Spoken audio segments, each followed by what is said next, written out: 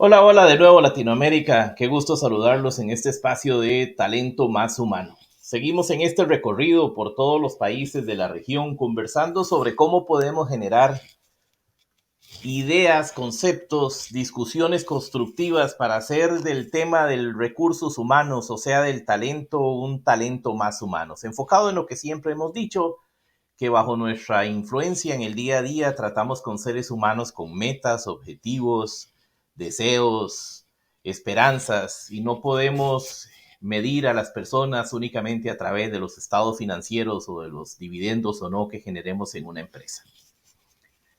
Y como siempre, queremos que usted se una a la discusión, comparta, opine, comente, etcétera, siempre en el ámbito de respeto. Hoy viajamos hasta Colombia a conversar con Armando Ardila, que es un invitado de lujo para esta humilde tribuna en donde tiene un magíster en economía, es ingeniero industrial. Aquí vemos en el resumen que tengo que ha trabajado tanto en organizaciones públicas como privadas, en transformación digital, en análisis macro y microeconómico, estructuración. Actualmente lidera proyectos de ciencia aplicada en Tecnidata, consultores, es asesor directivo de múltiples organizaciones y ha trabajado en temas de consultoría para el Banco Mundial, multilaterales, con las universidades César, Rosario, Los Andes, etcétera. Todo un académico, todo un analista, alguien que sabe de ciencias políticas, sabe de lo que es la función pública, y lo hemos querido traer porque él está en ese mundo de las personas que logran construir decisiones. Y estoy seguro que va a ser una charla muy interesante. Ya casi regresamos con él.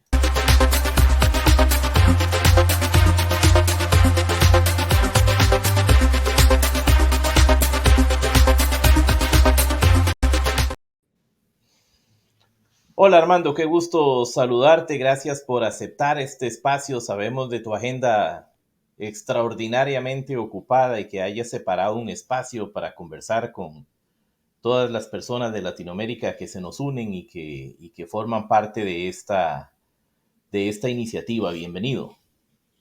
Muchas gracias, Luis Diego. Encantado de estar acá. Seguramente tendremos una charla muy agradable y muy constructiva. No me queda duda que sí. A ver, si bien es cierto, las realidades de nuestro continente difieren mucho en temas de su tamaño económico, de la densidad demográfica y demás, lo que sí es cierto es que más o menos nuestros países sufren los mismos, los mismos flagelos. Temas como el edadismo que conversábamos en un anterior, personas en una vida de 4 años, se hiciera a tener un enorme riesgo de salir de sus empresas y qué hacemos con los otros 40 y tantos de años que la persona queda fuera. Esos son los temas que me gustaría entender contigo, qué está pasando, qué se está haciendo. Pero si me permites, vamos a arrancar desde tu hermosa tierra, Colombia. Y Colombia se avecina en este año 2023, cuando estamos a inicios y se está grabando este episodio, a un enorme y trascendental cambio laboral que se ve influenciado por los cambios de las fuerzas políticas, de un trabajo que se viene realizando hace muchos años de negociaciones y demás y que hoy se acercan al Congreso. Cuéntanos un poco qué está pasando en el tema de legislación laboral, sobre todo, y quiero aclarar que Armando no pertenece a ninguna fuerza política y eso enriquece el comentario. Él nos va a dar una visión imparcial de lo que está sucediendo y te escuchamos, Armando. Muchas gracias, Luis Diego. Mira, Colombia es un país muy particular, muy atípico en el plano internacional y muy atípico en Latinoamérica, a pesar de que tiene muchos elementos parecidos a todos los países latinoamericanos, tiene particularidades que lo hacen muy diferente. Eh, Hace un tiempo, James Robinson y Daron Acemoglu publicaron un paper que hablaba de las características macroeconómicas de Colombia como país y sus instituciones. En ese paper llegan a la conclusión de que Colombia se comporta en términos macroeconómicos y en términos de estabilidad de sus instituciones como un país desarrollado, pero Vaya. no crece como un país desarrollado. Eso motivó formó parte de la base de ese libro muy influyente que se llama ¿Por qué fracasan los países o las naciones? En fin. Entonces, hago toda esta introducción para explicarte un poco las características del país y por qué el cambio actual es tan relevante. Esa estabilidad en las instituciones se ha trasladado también al gobierno. Claro. A lo largo de los años, básicamente la misma facción de gobierno ha estado representada, o la misma facción política más bien, ha estado representada en el gobierno. Es decir, podemos decir que es la primera vez que una ideología distinta entra a gobernar el país. Eso supone, naturalmente, que se piense en una serie de transformaciones. Otra particularidad de Colombia es que es uno de los países más desiguales del mundo. Es decir, desafortunadamente siempre hemos estado en el top 10 de países más desiguales del mundo por Gini y por otras variables. Y estuvimos en el primer lugar durante un tiempo, ¿no? Wow. Entonces, naturalmente, esa es una preocupación de estos gobiernos que tienen una ideología distinta. Es decir, si los gobiernos anteriores no han logrado desde ninguna perspectiva reducir esa desigualdad, pues uno de los planteamientos de estos gobiernos progresistas, porque así se hacen llamar, es que esa desigualdad se reduzca. En ese sentido, naturalmente eso toca las transformaciones en todo el entorno laboral. Es decir, la reforma, de hecho arrancamos con un cambio importante y fue el aumento del salario mínimo en Colombia, que siempre había sido una discusión muy fuerte. El aumento de este año fue uno de los aumentos más importantes de toda la historia de Colombia, con todas las implicaciones macroeconómicas y todos los problemas que eso genera, pero eso muestra un poco la perspectiva del gobierno en términos de la reducción de esa desigualdad. ¿Cuál fue la variable de aumento para entenderla en términos de porcentajes? Aprox. 16%.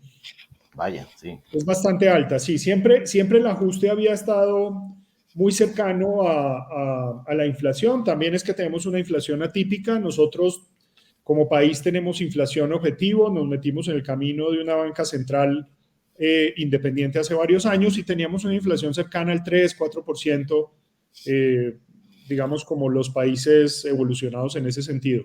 Pero con esto del COVID y todo lo que ha sucedido, pues tenemos una inflación de 2 dígitos actualmente, entonces naturalmente, pues que ese aumento está también afectado por esa situación.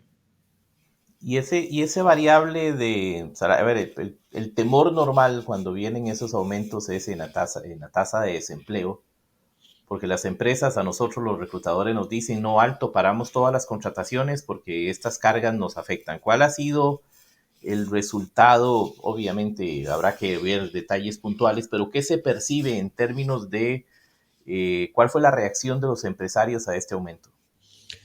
Pues curiosamente, para responder tu pregunta, un contexto, otra particularidad de Colombia es que, como sucede en varios países latinoamericanos, es un país muy polarizado. Es decir, está la facción de izquierda y está la facción de derecha y son facciones antagónicas. Es decir, no construyen en conjunto, sino se enfrentan entre sí. Sin embargo, este gobierno, a pesar de tener ideología de izquierda, ha sido un gobierno que se ha cuidado mucho de hacer antagonismos radicales. Eso inmediatamente ha tenido interpretación del otro lado. Es decir, también se ha moderado el antagonismo de derecha. De hecho, en el gobierno se han venido juntando fuerzas que usualmente no se juntaban. Entonces, ¿por qué te hago todo este contexto? Porque a pesar de que hubo ese incremento del salario mínimo, las personas, empresarios, en fin, decidieron asumirlo, Vaya, procurando no trasladar ese aumento al final de cuentas al precio de los productos. Es decir, claro. la inflación, a pesar de que estuvo disparada, se está moderando, ¿no? Y esa inflación tiene además pues unos componentes internacionales, de precios internacionales, en fin, bueno, eso lo conocemos todos.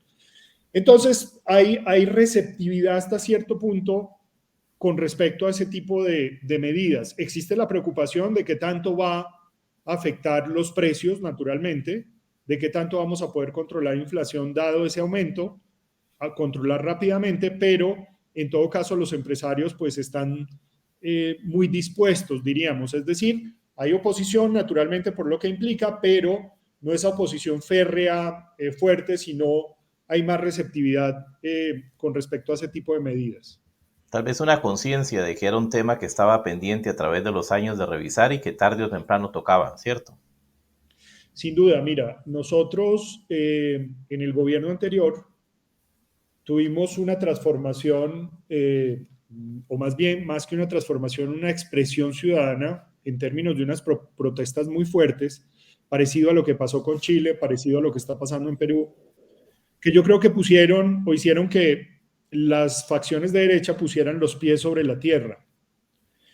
Esas protestas básicamente recogieron el clamor de las personas y cuando digo Ah, protestas no me refiero a grupos particulares, es decir, las protestas sí. resumían a básicamente todas las dimensiones de la sociedad. Incluso empresarios en algún momento de esas protestas participaron. Sí. Entonces, desde ese punto de vista, lo que mostraron las protestas o lo que le dieron a entender las protestas al gobierno que estaba era que no estaban de acuerdo con la manera en que estaba haciendo las cosas. Esas mismas personas que protestaron votaron por este gobierno. Entonces yo creo que eso fue un mensaje muy importante para las personas que estaban dirigiendo el país en términos pues que había que hacer algunos cambios. Y eso es lo que está haciendo el gobierno actual. Una cosa, puede estar uno de acuerdo o en desacuerdo con sus planteamientos, pero una cosa que sí hay que anotar del gobierno actual es que es un gobierno programático, es decir, lo que dijo que iba a hacer, lo está haciendo. Entonces, Vaya. pues no puede haber queja en ese sentido desde la perspectiva que por lo que votaron las personas, pues el gobierno efectivamente lo ha venido materializando. Y en esa coherencia entre lo prometido y lo que está cumpliendo el gobierno en Colombia, se viene una realidad distinta porque me corrige si no es así, pero entiendo que Colombia viene a firmar recién un acuerdo con la OIT, lo que obliga a que las nuevas legislaciones tienen que ponerse a la altura de los requisitos de la OIT en temas sindicales, de derecho de huelga, de jornadas laborales, de jornadas diurnas, nocturnas. También hay temas con limitar contratos de trabajo de prestación de servicios en el sector público. Sí. La pregunta es, ¿da para tanto ese ambiente político, esas voluntades políticas para atender tantas cosas en un periodo de tiempo tan chiquito de lo que no se ha dejado, lo que no se le ha puesto cuidado? Pues Juan Diego, Luis Diego, perdón, tu pregunta es completamente válida. Me excusas si te digo Juan Diego porque No te preocupes. tengo un muy buen amigo que se llama así y con él hablo todos los días. Bueno, pues saludemos a Juan Diego. Entonces, cuál es el inconveniente? Una cosa o un aspecto que afecta a estos gobiernos progresistas es que los planteamientos ideológicos que traen en un supuesto progresismo Uh -huh. en ocasiones son planteamientos un poco atrasados, un poco retrasados en términos de la evolución del mundo. Me explico. El mundo ha venido cambiando. Se trata de un mundo que se ajusta a la lógica buca de volatilidad, es un mundo cambiante que está modificándose todos los días. Y en ese sentido, las organizaciones que forman parte de ese mundo también tienen que adaptarse muy rápidamente. Desde esa perspectiva, Colombia ha venido trabajando a lo largo del tiempo en flexibilización laboral. Uh -huh. La flexibilización laboral pues tiene unos pros, tiene unos contras, Claro. pero permite que haya adaptación de las organizaciones a ese entorno altamente variable. Entonces, un poco el planteamiento y lo que se entiende de lo que está proponiendo el gobierno es devolverse a esas rigideces un poco tradicionales desde distintos puntos de vista. Las reformas, el gobierno está proponiendo varias reformas importantes, una reforma pensional, una reforma a la salud, una reforma laboral, básicamente todas las dimensiones está planteando reformarlas, todas las dimensiones sociales, quiero decir.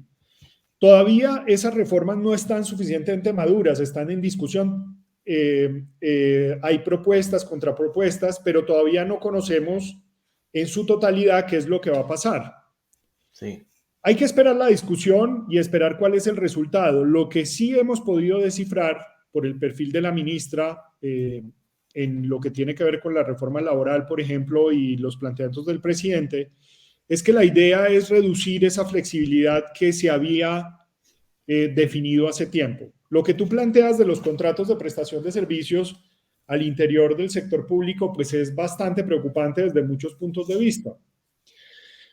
Dijéramos que a comienzos de este año salió una comunicación de presidencia del gobierno diciéndole a todas las organizaciones públicas que tenían que trasladar a planta esos contratistas.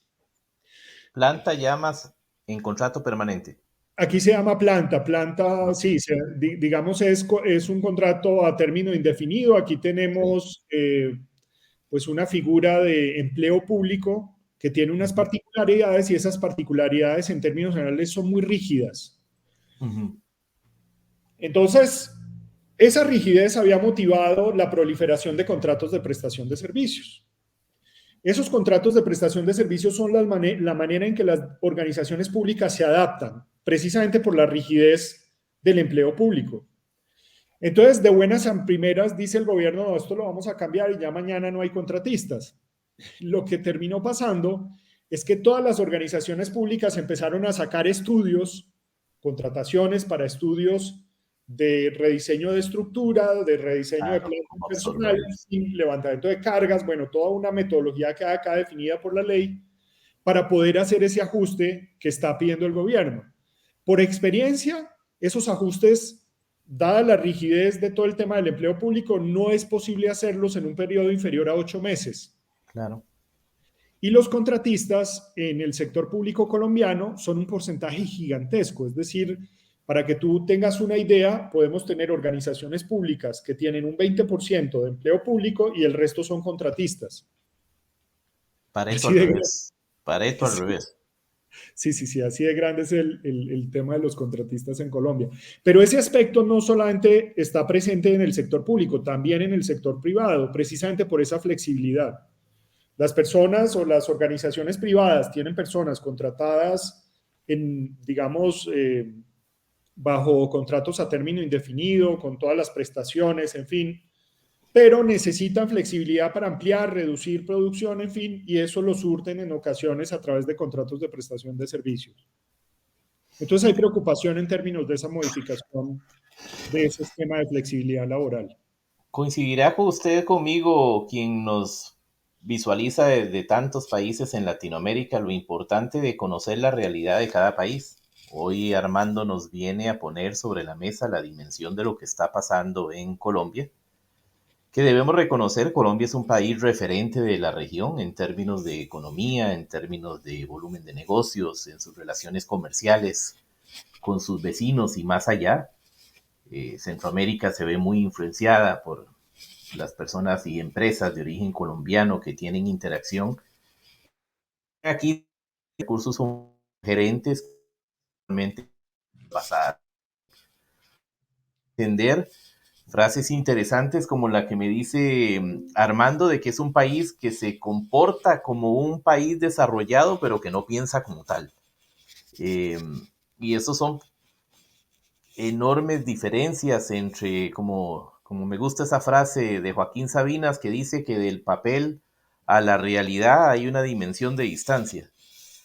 Y entendemos ahora el enorme trabajo que tienen por delante nuestros hermanos colombianos por lograr ponerse a tono con esas grandes reformas. ¿Y cómo están las fuerzas académicas, políticas, empresariales?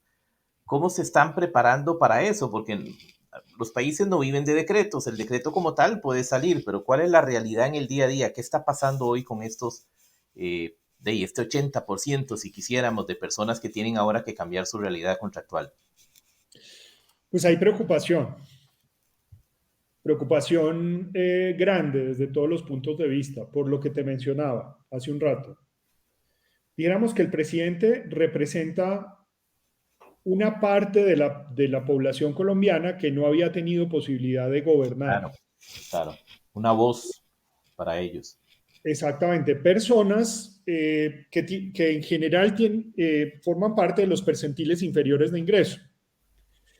En las universidades, al interior del sector empresarial, está la otra parte de la sociedad, que es esa parte que ha tenido posibilidades mejores y desde esa perspectiva ha logrado mejorar sus ingresos. Esa parte era la que tradicionalmente había gobernado. Entonces, este presidente, pues naturalmente, al representar a esos sectores, prioriza a esos sectores, lo cual no es de todo apropiado porque pues un presidente gobierna para todas las personas que están en un país. Entonces, desde esa perspectiva, hay desconfianza. A pesar, como te decía, en el caso del salario mínimo, de que se respaldan cosas, hay otras en donde se genera resistencia. Entonces, al interior de la academia hay muchas observaciones en términos de los planteamientos del gobierno actual. Los gobiernos progresistas, además, tienen un inconveniente y es que en términos generales, por su historia, por su trayectoria, en fin, no son tan responsables como los otros gobiernos. Es decir, vemos el caso de Argentina, por ejemplo, y la política monetaria y todos los resultados en términos de hiperinflación, en fin, que tiene el país. Vemos el caso de Venezuela, la diáspora de venezolanos, en fin, todo lo que ha pasado.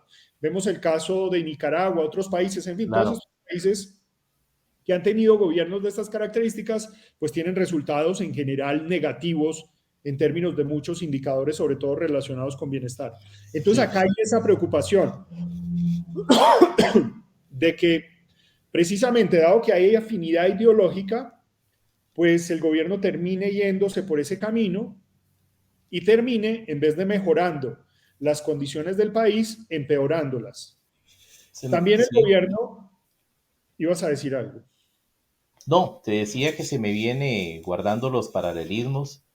Dos ejemplos a la cabeza rápidamente de esos cambios inmediatos que al final generan a veces más confusión y otro coste. Esta ventana no tiene color político, pero por ejemplo la transformación masiva en México de la eliminación del outsourcing, que podés estar a favor o en contra, pero lo que sí es que fue de la noche a la mañana relativamente. El cambio en Honduras, por ejemplo, que eliminó el modelo del empleo por hora y de un momento a otro miles de trabajadores del sector de call center quedaron al aire con figuras legales que desaparecieron. Exacto. Son esas que suceden en todos los mercados, pero aquí estamos hablando de Latinoamérica, que dejan en el aire y dejan procesos en los que generan una confusión que tardan sus meses en volver las aguas a su nivel. Exacto. Esa es la preocupación. Lo que tú relatas expresa un poco o fundamenta la preocupación que se tiene al interior del país desde la academia y desde el sector empresarial. Es decir, qué tan, digamos, responsables van a ser las transformaciones que va a desarrollar este gobierno. Para que tú tengas una idea, una de las propuestas principales de este gobierno es la transición energética. Sí. Ha habido una discusión increíble al interior del país en ese sentido, por varias razones. Alrededor del 40% de los ingresos del Estado colombiano dependen del petróleo, un poco más del 40%, no recuerdo en la cifra, eso está fluctuando, Claro. pero es un porcentaje alto. Por supuesto que cuando se anuncia que no se van a hacer contratos de exploración, pues se entiende que el país va a marchitar sus ingresos, ese porcentaje tan alto en un futuro. Y cuando se enuncia sin plantear toda una estrategia de transformación, pues inmediatamente las personas al interior del país entran en pánico. Esa misma dinámica es la que preocupa para las otras transformaciones de las que estamos hablando. Es decir, que sean transformaciones que sencillamente plantean un objetivo, pero que no tienen una estrategia robusta detrás que verdaderamente garanticen esa transformación. Me, Entonces eso genera una desconfianza muy grande entre la academia y el sector empresarial. ¿Por qué la academia y el sector empresarial fundamentalmente? Yo creo que porque están más informados que el resto. Es decir, claro, tiene más digamos que, fuentes de información, de claro, data, etcétera. Sí. exacto. Hay una frase que usas en una publicación que quiero leerla sobre un tema que trataste del pico y placa. Uh -huh. Y decías, en esencia lo que hacen los gobernantes en el caso del pico y placa es restringir a través de la norma y todo un set de sanciones la posibilidad de usar un recurso común como los vías para reducir la congestión. Vas a mercados como México, pues, mis amigos mexicanos sufren todos los días, como Guatemala, donde un trayecto de 3 kilómetros se puede durar 2 horas. Y sí, estamos de acuerdo que son problemáticas que debemos atender, pero parece ser el común denominador en Latinoamérica que hace falta sumar a esa mesa de análisis a verdaderos analistas con números académicos que vengan a hacer sus aportes sin sesgo partidario y sin el cálculo matemático de qué va a pasar en las próximas elecciones. Sí, completamente de acuerdo. Mira, el tema del pico y placa expresa muy bien lo que hay detrás de la cultura colombiana. El pico y placa es una medida temporal para tratar de, digamos, controlar la demanda por servicios de movilidad en relación con un sistema de movilidad escaso y subdimensionado. Es decir, yo trato de hacer match entre las dos cosas, controlando la demanda. Sin embargo, pues esa es una manera de ver las cosas, ¿no? Es decir, eh, yo tengo estas personas que puedo impedirles salir de su casa, entonces no salgan de la casa, Claro, pero no lo veo desde la otra perspectiva. Lo que han hecho otros países, como Japón, por ejemplo, varios países asiáticos, el mismo Estados Unidos, en fin, los países nórdicos, es entender que existen demandas y hacer todo el diseño y planteamiento para dimensionar sistemas de movilidad multimodal, es decir, con múltiples modos, para que claro. las personas se muevan de manera completamente libre y con una calidad del viaje muy distinta. Es decir, eso expresa nuestra cultura en términos generales, ¿no? Es decir, Sí. en vez de desarrollar lo que hay que desarrollar, pues más bien restringamos a todos estos que nos hacen caso y que tienen que quedarse en la casa porque yo tengo la autoridad, ¿no? Y sin medir las consecuencias de qué significa quedarse en casa, porque si bien es cierto, hoy la posibilidad de trabajos remotos es una maravilla, no necesariamente es viable y factible en todos los escenarios de las empresas, sencillamente a veces no se puede, ¿cierto? Claro, exacto. Incluso, pues eso se puede, digamos, esa misma cultura se puede trasladar a otros escenarios. Arrancamos hablando de Daron Acemoglu y James Robinson y por Sí, qué Colombia no tiene el crecimiento y los ingresos de un país desarrollado. Pues tiene que ver con esa dinámica. Es decir, tenemos las variables, tenemos las condiciones, pero nuestra cultura está llena de restricciones. Todo lo restringimos, nuestras instituciones son restrictivas desde todo punto de vista. De hecho, la tesis de Robinson y Acemoglu es muy interesante porque plantean que las instituciones actuales, todas las reglas sociales actuales, proceden de la colonia. Y en la colonia eran instituciones eminentemente extractivas, es decir, llegan los colonizadores de afuera, ven que pueden sacarle provecho a lo que existe ahí, correcto. montan un esquema en donde usted me sirve, yo les traigo, Lo y esas exploto. instituciones, exacto, y esas instituciones se han trasladado a las empresas actuales. En Colombia, por ejemplo, todavía tenemos muchas instituciones, más bien organizaciones en el sector privado, pero también en el sector público, modernas, modernas de modernidad, ¿no? Ujú, La dinámica tradicional de organizaciones jerarquizadas, claro. con todas las dinámicas usuales. Las seguimos teniendo precisamente porque las reglas sociales llevan a que esas organizaciones existan. Cuando estamos en un entorno de organizaciones postmodernas, en donde las organizaciones ya son cada vez más planas, cada vez con dinámicas diferentes, con lógicas diferentes que no se han instalado en nuestras organizaciones precisamente porque todavía las instituciones no lo permiten. Entonces, esas instituciones, de acuerdo a Robinson y a Acemoglu, son las que hacen que no evolucionemos como los otros países. Eso es bien interesante Imagínate porque permite el tema del mucho, empleo, permite todo, ¿no? mucho. Imagínate que tú mencionas como los otros países y lo que sí es cierto es que Colombia bien aún y con todo eso puede estar rankeando entre los países de mejor desempeño de Latinoamérica. El día a día nuestros nuestros asociados, las personas con las que interactuamos en Latinoamérica transmiten esa frustración de la falta de decisiones y bueno, hoy estamos asistiendo a una magistral nota de cómo visualizar esas carencias en las políticas públicas para determinado país.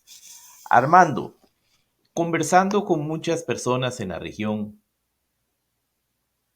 que no tienen esa posibilidad de tomar decisiones, ponen sobre la mesa temas como el edadismo, como la falta de empleos que cumplan los requisitos mínimos para la calidad de vida, oportunidad de empleos para jóvenes, formación de las personas, más y mejores empleos que sean disparadores de condiciones adecuadas. Y parece ser que nuestros gobiernos se escudan únicamente que hay una guerra en Ucrania, que la inflación se disparó, que no podemos hacer algo más. No hay algo que nos permita las voluntades políticas para dar mejores condiciones a nuestra gente. Luis Diego, desarrollo. Desarrollo desde la perspectiva de aumento de ingresos. La única manera para garantizar que las personas precisamente mejoren en todas las condiciones que tú anotas es crear valor, construir verdadero valor. Nuestros países, por toda esta lógica que hemos anotado, eh, han desarrollado estructurales de la economía, sectores productivos, en fin, que en realidad producen muy poco valor. Entonces ese poco valor se traslada en Claro, la lógica organizacional a las personas. Por supuesto claro, que el trabajo es un trabajo de escaso valor, fácilmente reemplazable, en fin, hay todas unas dinámicas ahí así es, incluidas y las así es. transferencias son muy pequeñas. Entonces, ¿cómo solucionar eso? No hay otra manera que modificando los estructurales de la economía, es decir, migrando a construcción de valor en todos esos sectores. Por ejemplo, el caso colombiano. Te anotaba, Colombia es un país de ingreso medio. En ese ingreso medio, ya sabemos que el ingreso lo medimos a través de la lógica de PIB per cápita, ¿no? Nuestro PIB per cápita, buena parte, un porcentaje importante de ese PIB per cápita está concentrado en minería, petróleo, en fin. Es decir, si uno le quita ese porcentaje grande, en realidad la producción o el ingreso de las personas por producción de las mismas personas es pequeño. Entonces, ese ingreso es el que se distribuye entre todas las personas. Por supuesto, es un ingreso muy pequeño, un Claro. ingreso que no le permite en términos de precios internacionales, pues tener un estándar de vida tan alto. ¿Cómo solucionar eso? Migrando todos esos sectores a sectores de alto valor. Ahí el gobierno tenía unas propuestas. Por ejemplo, decía, no, mire, aquí tenemos que evolucionar en agroindustria. Es decir, la agroindustria lo que busca es generar valor en el campo, utilizando una cantidad de recursos y capacidades que hoy día no están utilizados. Otra posibilidad es migrar o montarse en toda la lógica de tecnología para, por supuesto, ofrecer servicios de alta demanda, pero con alta construcción de valor, aprovechando todos estos unicornios que hemos tenido, Rappi, Nubank, todas estas grandes organizaciones que han salido de emprendimiento colombiano, pues precisamente utilizando ese conocimiento que se ha venido generando en ese sentido. Yo creo que ese es el camino. Más allá de la inflexibilización laboral y todas esas dinámicas que lo que buscan es como forzar esos estructurales, ¿no? Como que no tengo valor, pero yo me pego, yo genero unas condiciones que hacen que eso mejore un poquito, pero en realidad no está mejorando, generando unos incentivos perversos muy complejos, ¿no? Por lo Darle menos eso valor es a lo que la, veo. sí, darle valor a nuestros trabajadores en Latinoamérica, sumarle valor a lo que, a sus tareas, nos dice Armando, es una solución porque nos lleva al desarrollo. Pero mira qué contradictorio, Armando. Hoy, impulsado inclusive por muchas ONG, nos están vendiendo un discurso a los jóvenes que con un curso basta. Pues sí, sí, sí. Sí, que no vaya a la universidad, no es necesario, son 6 años perdidos. Póngase sí, sí. productivo que este curso de determinada, de inteligencia artificial, nos va a traer riqueza. ¿Dónde está la estructura, Armando? ¿Qué está pasando con estos, perdón, lo tengo que decir, vendehumos de que tú puedes en un curso determinado cambiar tu vida? Sí, sí. No, completamente de acuerdo con tu planteamiento. De hecho, pegaste en el clavo porque yo acabo de iniciar el periodo académico Sí. y para este periodo académico preparé como una introducción todo un planteamiento y una argumentación en contra de lo que estás mencionando. Yo creo que, como tú lo anotas, lo que está pasando en términos de que con unos cuantos cursos ya está solucionada la vida, eso es una cortina de humo que muchos jóvenes están comprando preocupantemente. Pero Y la hay compran. una, hay una cosa que anotar y que yo les decía a los estudiantes justamente la semana pasada, y es que en general, primero, uno no se forma para el trabajo.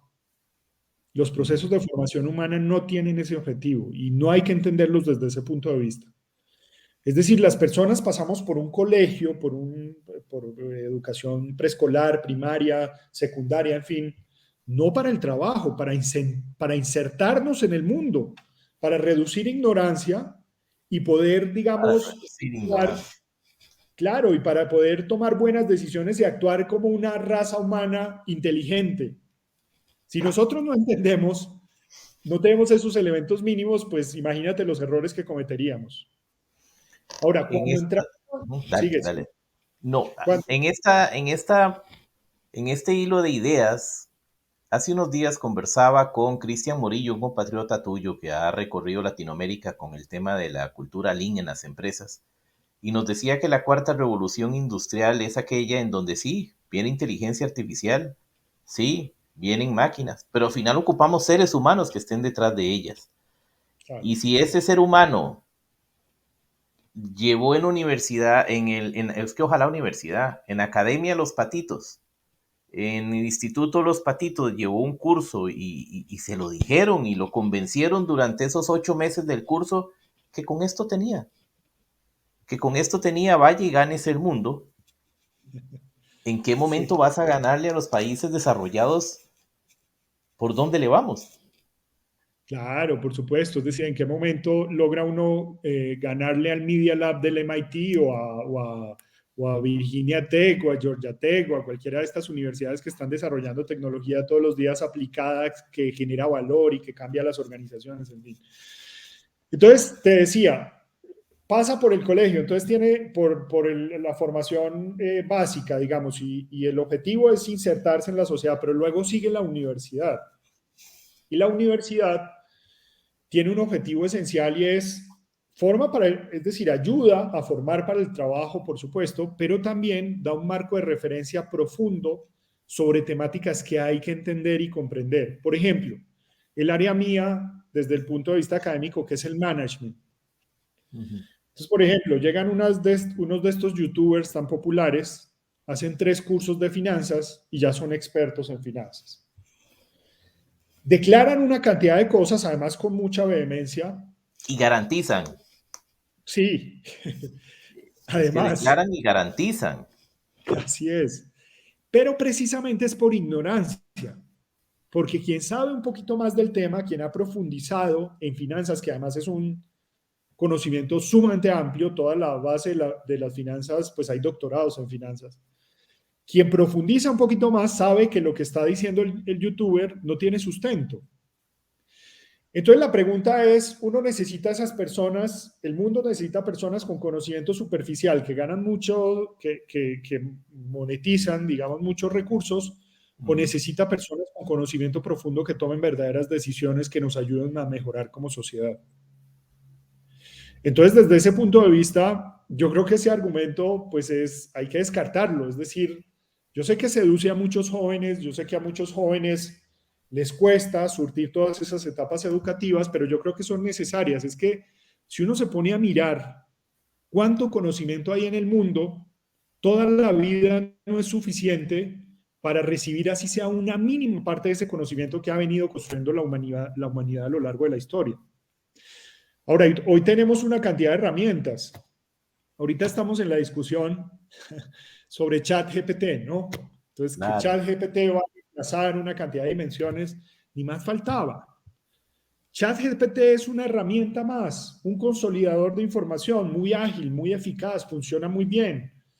Es decir, lo hace muy bien, pero precisamente es un mecanismo para potenciar nuestras limitaciones. Es decir, nosotros como seres humanos somos increíblemente limitados en relación con todo el conocimiento que existe. Entonces, una herramienta de estas características nos permite mejorar nuestras capacidades en ese sentido. Entonces hay que aprovecharla. Y habrá que entender Pero cómo eso no quiere decir, administrarlas. claro, Ah, pero eso no quiere decir que reemplace lo que hoy día tenemos, ¿no? hoy leía que en la Comunidad Europea están bloqueando el uso en las escuelas porque Imagínate. se vuelve a ver, de este lado de las Américas le dicen una copia, una chépida para todas las asignaciones. Explícame tú, Armando, cómo, por Dios bendito, van a bloquear, o sea, van a evitar que los estudiantes dejen de usar herramientas como esta. Lo que tenemos que hacer como sociedad es prepararnos y generar las alternativas para, porque no es cierto que lo vas a poder bloquear. Claro, no, además es un error garrafal bloquearlo. No, es como si tuviéramos posibilidad de acceder a una tablet e información en Google y pedirle a los estudiantes que todavía sigan llevando libros a sus estudios. Eso no tiene Dice, no sentido. use Excel, no usen Excel para llevar contabilidades. Lo que sí es cierto es que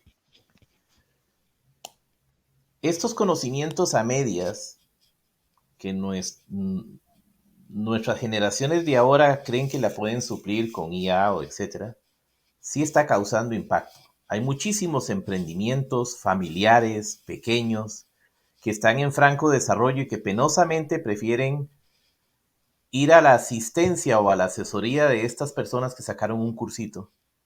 Y todo su emprendimiento, su esfuerzo y su inversión a la larga, sí o sí, se va a ir por un despeñadero. Es por eso que tenemos que sumar la academia a estas discusiones, a una lucha frontal contra esta formación de talento, que es un talento tibio que está dando soluciones temporales, Armando. Mira, esa dinámica la hemos experimentado, o en mi caso la he experimentado durante toda la vida, en el siguiente sentido. Nosotros, en donde trabajo, hacemos proyectos de ciencia aplicada. La gente siempre me pregunta qué es ciencia aplicada. Pues es tomar Sí te lo iba a preguntar. desarrollos avanzados académicos y Ujú. trasladarlos a la realidad, ¿no? Eso no es fácil, pero en este entorno sí que se ve el valor de precisamente entender en profundidad todos los aspectos. Es decir, las personas con las que yo trabajo son personas con una trayectoria profesional increíble. Te enuncio un par de perfiles. Ernesto Villarreal, ingeniero nuclear, el Wow. único ingeniero nuclear que tuvo la Universidad de los Andes. Magíster en Wow. Ingeniería Nuclear de la Universidad de Michigan, si mal no estoy, una universidad de los Estados Unidos de buen nivel, y doctorado de esa misma universidad en Ingeniería Nuclear. Ha sido directivo de instancias internacionales de temas nucleares, en fin, y toda su vida ha trabajado, investigado, publicado en ese tema. Él es uno de nuestros consultores. Imagínate una persona que hace 3 cursos sobre esos temas y sale a tomar decisiones comparativamente con Ernesto. Sí, ¿Me claro. explico? Entonces, pues lo que quiero decir es que esa discusión siempre ha estado, pero el mismo mercado se encarga de descartar y de darle poco valor a ese tipo de propuestas. En consultoría pasa mucho, ¿no? Sale una nueva propuesta de consultoría, aprenden 3 o 4 personas profundamente a desarrollar esa propuesta, luego una cantidad de personas lo aprenden superficialmente y ofrecen los mismos servicios, pero el mercado se va dando cuenta de que contratar con esos que tienen el conocimiento superficial no les da muy malos resultados y al final de cuentas se devuelve. Entonces yo creo que eso mismo va a pasar en términos de estas personas que hacen esos 3 cursos.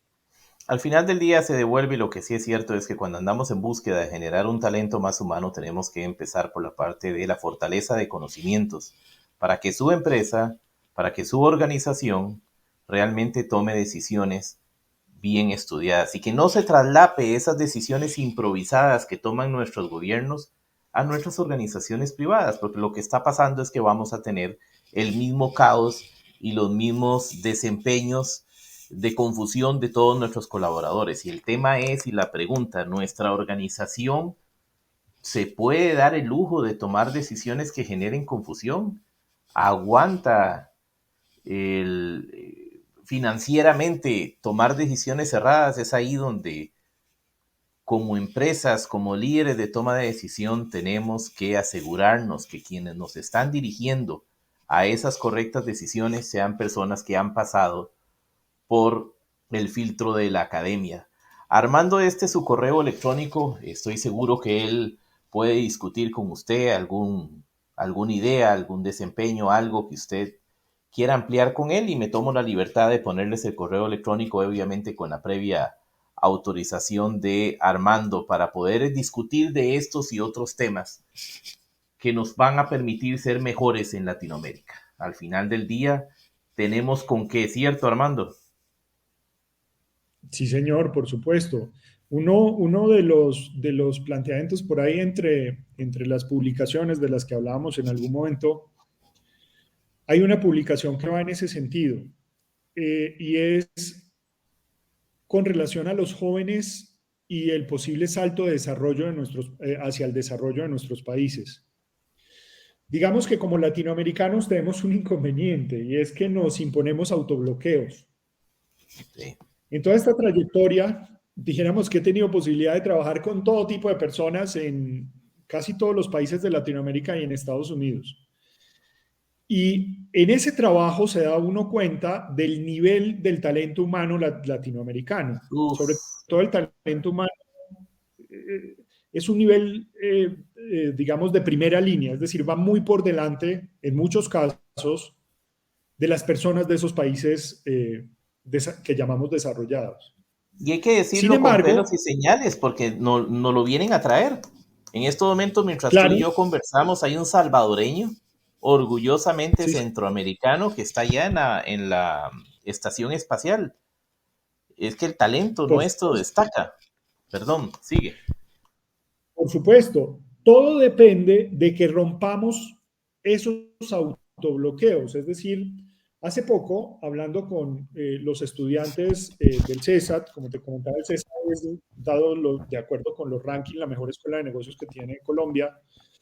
A pesar de ellos estar en la mejor escuela de negocios, en una clase afirmaban o tenían un discurso, expresaban un discurso en donde parece que se ponían por debajo de otras personas en el mundo, ¿no? Entonces yo les decía, pero Sí. ¿ustedes por qué se asumen de esa manera? Y les ponía un caso muy específico. David Vélez es una persona que ha roto paradigmas en Colombia de manera muy interesante, pero el romper paradigmas tiene que ver con el proceso que ha surtido y cómo desbloqueó ese autobloqueo del que estamos hablando. David pertenece a una familia empresaria de Colombia, pero pasó por entornos muy interesantes como Stanford, adicionalmente estuvo en Wall Street, según entiendo, en Silicon Valley, en fin, y todo ese entorno le permitió entender que las cosas podían ser diferentes. No.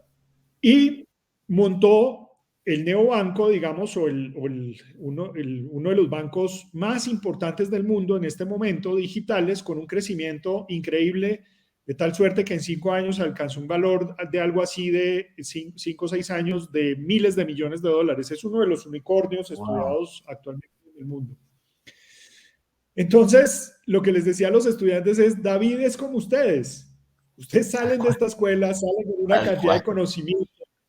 Pues hombre, desbloqueen ese autobloqueo y entiendan que pueden lograr todo eso. Pero si seguimos pensando como un país subdesarrollado, pues nos vamos a poner por detrás del resto y no vamos a dar el salto hacia el desarrollo que hay que dar muy rápidamente, ¿no?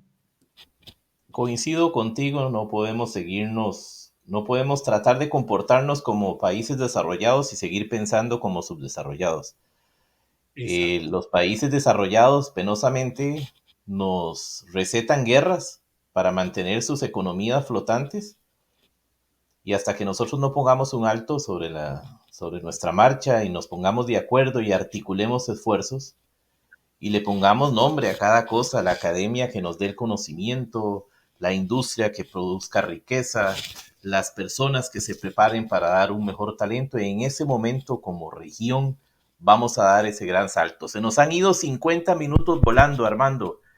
Qué Así montón es. de temas se nos quedaron en el aire, pero te quiero agradecer y pedirte un mensaje a todos estos líderes de recursos humanos, a estos empresarios, a estos gerentes. Danos una voz de esperanza que sí podemos alinearnos y que podemos hacer un talento más humano. Luis Diego, el principal mensaje es que el mundo está cambiando y está cambiando de manera drástica. Esos cambios todavía no han sido apropiados por los líderes de nuestros entornos. Todavía esos líderes están en dinámicas un poco más de épocas anteriores, de hace 5 años, 10 años, en fin. Yo creo que hay que entender esos cambios y adaptarse.